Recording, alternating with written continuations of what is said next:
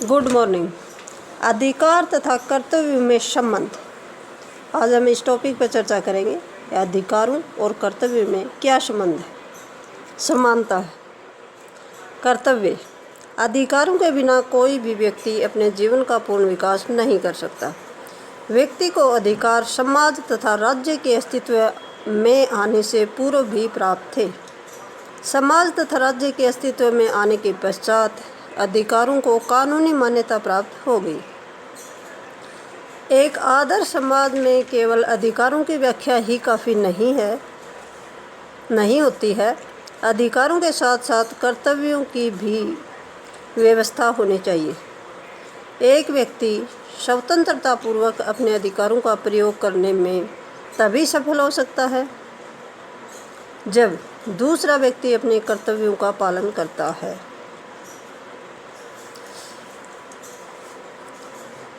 समाज तथा राज्य के सभी उचित तथा अनुचित आदर्शों या आदेशों के पालन को कर्तव्य नहीं कहा जा सकता।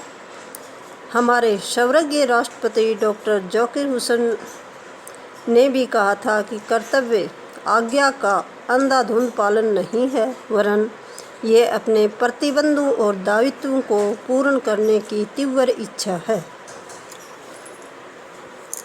कर्तव्य का अर्थ, मीनिंग ऑफ ड्यूटी। हिंदी में जिसे कर्तव्य कहा जाता है और अंग्रेजी भाषा में उसे ड्यूटी कहा जाता है।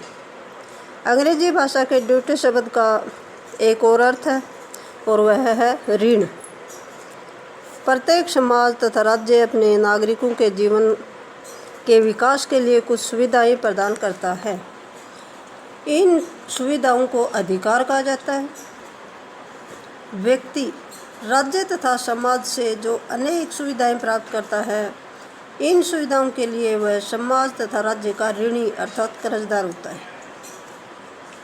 इस ऋण अथवा कर्ज को उतारने के लिए कर्तव्यों का पालन करता है। दूसरे शब्दों में हम कह सकते हैं कि ऋण की व्याख्या इस प्रकार भी की जा सकती है कि अपने दावे अधिकार हैं तथा दूसरों के प्रति दावे कर्तव्य हैं। अपने जो दावे हैं वो अधिकार हैं और दूसरों के प्रति जो हमारे दावे हैं वो कर्तव्य हैं। कर्तव्य अधिकार का प्रतिरूप है। कर्तव्य के रूप। कर्तव्य कितने प्रकार के होते हैं? मुख्य रूप से कर्तव्यों का विभाजन दो वर्गों में किया जाता है। नंबर 1 होता है नैतिक कर्तव्य, मोरल ड्यूटीज, और 2 होता है कानूनी तथा वैधानिक कर्तव्य, लीगल ड्यूटीज।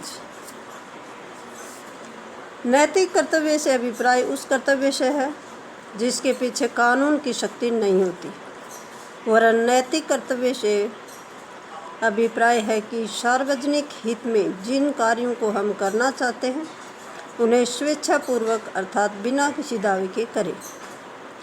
नैतिक कर्तव्य के पालन न करने की दशा में किसी कानून की अवहेलना नहीं होती है।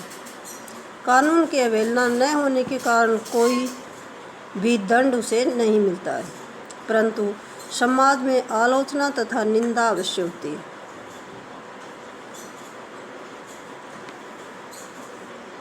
उदाहरण के लिए कहा जा सकता है कि बच्चों का यह नैतिक कर्तव्य है कि वे अपने माता पिता तथा परिवार में अन्य वृद्धजनों का सम्मान करें, उनकी आज्ञा का पालन करें, परंतु परिवार के युवा बच्चे ऐसा नहीं करते हैं तो राज्य का कोई कानून उसे दंडित नहीं कर सकता या ऐसा करने के लिए विवश भी नहीं कर सकता तथा न ही किसी प्रकार का कोई उचित अनुचित दंड दे सकता है। यह नैतिक कर्तव्य है और इस कर्तव्य के पीछे कोई वैधानिक शक्ति नहीं है।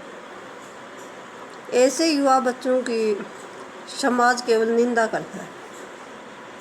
कानूनी कर्तव्य अथवा वैधानिक कर्तव्य उन कर्तव्यों को कहा जाता है जिसके पीछे कानून की शक्ति होती है।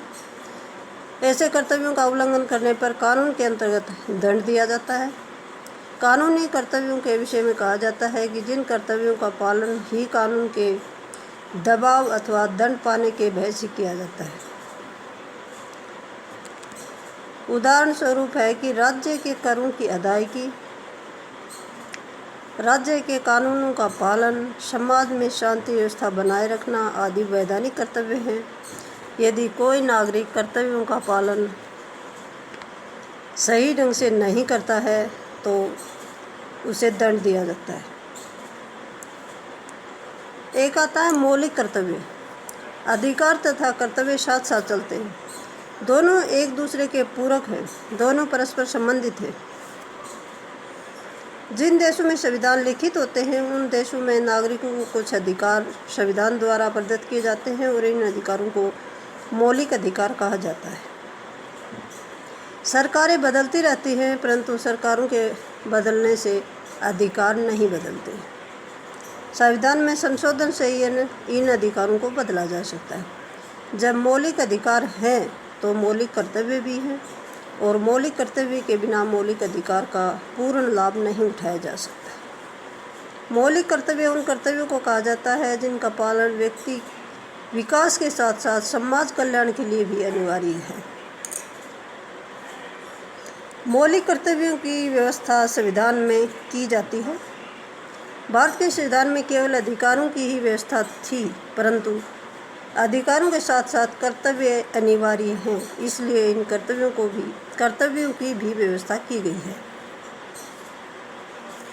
अब आता है कि आधुनिक नागरिक के कर्तव्य। आधुनिक नागरिक के अनेक राज्य तथा समाज के प्रति कर्तव्य है। प्रत्येक नागरिक से यह अपेक्षा की जाती है कि वह राज्य तथा समाज के नैतिक तथा कानूनी कर्तव्यों का पालन करे। आधुनिक नागरिकों के कानूनी तथा नैतिक कर्तव्य निम्न प्रकार है। कानूनी कर्तव्य, लीगल ड्यूटीज। प्रत्येक नागरिक का एक कर्तव्य है कि वह देश के प्रति निष्ठावान रहे। कानूनी कर्तव्य एक व्यक्ति के वे कर्तव्य हैं जो कि उसे अपने राज्य व सरकार के प्रति करने पड़ते हैं। नागरिक का एक कर्तव्य है कि देश के विरुद्ध कोई भी कार्य न करे। इन कर्तव्यों का पालन उसकी इच्छा पर तथा अंतरात्मा पर नहीं छोड़ा जा सकता। यदि कोई नागरिक इन कर्तव्यों का पालन नहीं करता है तो उसे राज्य के कानूनों के अंतर्गत कठोर दंड दिया जा सकता है। दंड शारीरिक अथवा आर्थिक दोनों तरह का हो सकता है। कानूनी कर्तव्यों के पीछे राज्य की दंडनीय शक्ति होती है और कानूनी कर्तव्यों का पालन अनिवार्य होता है। अब हम चर्चा करेंगे कि कानूनी कर्तव्यों को किन शीर्षकों के अंतर्गत अध्ययनरत किया जाए या किन के पॉइंटों के अंतर्गत रख के उनका अध्ययन किया जाए। तो नंबर 1 पॉइंट है राजभक्ति। प्रत्येक नागरिक को राज्य के प्रति निष्ठावान तथा वफादार रहना चाहिए। उसे राज्य के साथ कभी भी विश्वासघात नहीं करना चाहिए, जैसे कि राज्य के दुश्मनों की मदद करना, उन्हें देश के गुप्त भेदों की जानकारी देना आदि।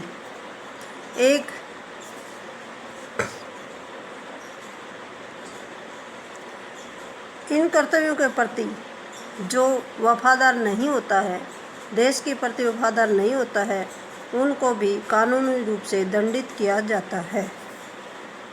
नंबर 2 है कानूनों का पालन।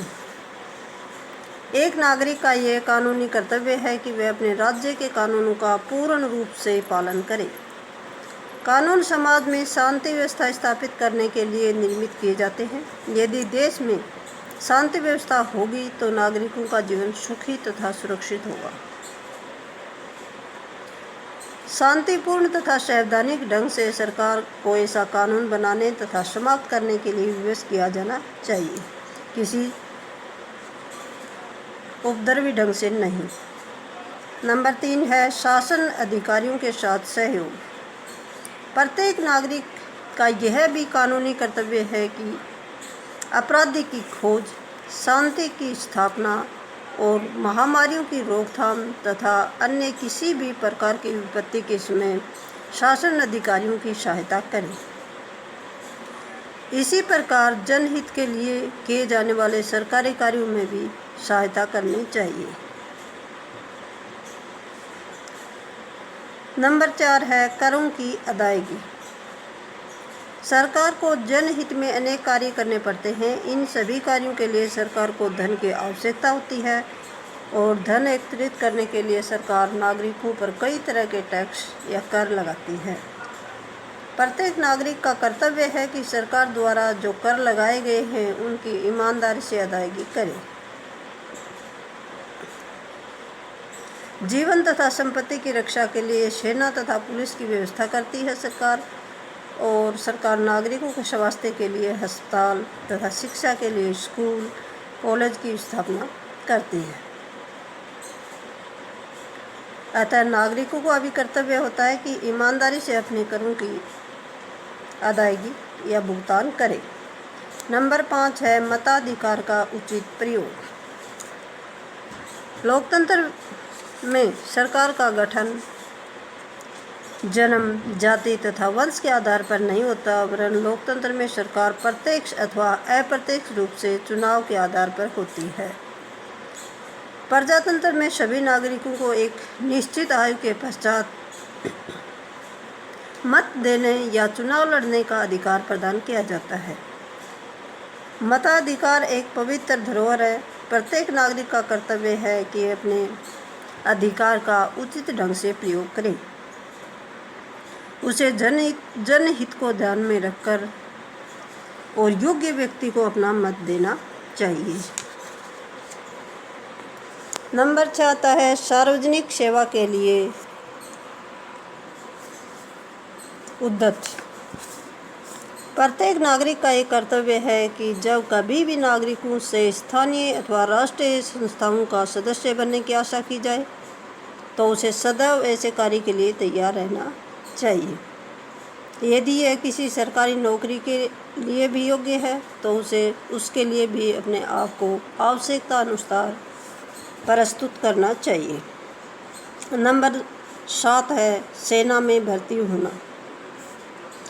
राज्य नागरिकों के आंतरिक तथा बाह्य सुरक्षा के लिए पुलिस तथा सेना की स्थापना करता है। इस उद्देश्य की पूर्ति के लिए उसे नागरिकों की सेवाओं की आवश्यकता पड़ती है। प्रत्येक नागरिक का ये कर्तव्य होता है कि वह सेना में भर्ती होकर देश की रक्षा करे और पुलिस में भर्ती होकर देश के आंतरिक दुश्मनों से देश की रक्षा करे। नंबर 8 होता है राजनीति में बुद्धिमत्ता से काम लेना। प्रत्येक नागरिक का यह भी कर्तव्य है कि वह देश की राजनीति में सक्रिय भूमिका निभाए, परंतु राजनीति में समझदारी से भाग ले। भूमिका तो निभाए पर वो समझदारी से निभाए। किसी भी झूठे और किसी के बहकावे में आकर राष्ट्रीय समस्याओं को भली प्रकार समझे बिना अपने मत का प्रयोग नहीं करना चाहिए। किसी भी समस्या को सुलझाने के लिए यदि क्षमता तथा योग्यता है तो उसका उचित प्रयास करना चाहिए। नंबर 9 है सार्वजनिक संपत्ति की रक्षा करना। साधारणतः नागरिक सरकार के विरोध में रोष प्रकट करने के लिए सार्वजनिक संपत्ति